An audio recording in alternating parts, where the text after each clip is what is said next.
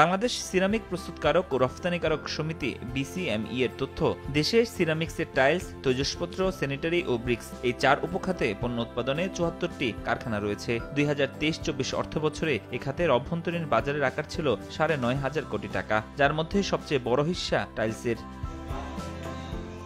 এক যুগ আগেও সিরামিক্স টাইলস আমদানি নির্ভর হলেও এখন সিংহভাগ উৎপাদন হচ্ছে দেশেই। স্থানীয় শিল্পই মেটাচ্ছে চাহিদার ৮৫ থেকে ৯০%। সিরামিক্স খাতের শীর্ষ সংগঠন বিসিএমই এর তথ্য বলছে, গত ৬ বছরে দেশের স্থানীয় টাইলসের বাজার বেড়েছে প্রায় ২৫০০ কোটি টাকা। উদ্যোক্তারা বলছেন, আমদানির নির্ভরতা কমায় দেশের অর্থ বাঁচলেও কাঁচামাল আমদানিতে সম্পূরক শুল্ক আর জ্বালানি সংকটে ভুগছে তারা। এই ইন্ডাস্ট্রি চালানোর জন্য মিনিমাম 15 PSI প্রেসারের গ্যাস প্রয়োজন হয়, but as against we are getting only 4 to 5 PSI pressure. 300% gas price বাড়ানো হয়েছে over the period of last 10 years। 15% supplementary duty, 15% VAT on sales level and import level 26%।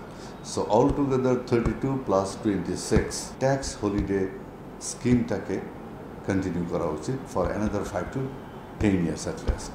একদিকে দেশীয় শিল্পের সুরক্ষা, অন্যদিকে রফতানি বাজারে বৈচিত্র্যময় পণ্য সম্ভার বাড়াতে উচ্চমূল্য সংযোজন সহায়ক সিরামিক টাইলসের মতো খাতকে অগ্রাধিকার দিয়ে নীতিকৌশল সাজানোর পরামর্শ এই অর্থনীতিবিদের। আমরা একদিকে রপ্তানি বৈচিত্র্যকরণের কথা বলছি, আবার ইম্পোর্ট সাবস্টিটিউশনের কথা বলছি। সেই যে একটা নীতি, সেই নীতির জায়গাটাতে কিন্তু আমাদের এই সিরামিক শিল্প খুব একটা ইতিবাচক ভূমিকা পালন করছে। তারা যেন গ্যাস পায়, এখানে যে সম্পূরক শুল্ক আছে তো সেটা কতটা কমিয়ে নিয়ে আসা যায় সেটা দেখতে হবে, প্রয়োজনে শূন্য শুল্কের ব্যবস্থা করতে হবে। ইপিবির তথ্য, ২০২৪-২৫ অর্থ বছরে সিরামিক খাতে রফতানি প্রবৃদ্ধি হয়েছে ৬.৪৪%। ফরহাদুর রহমান, সময় সংবাদ, ঢাকা।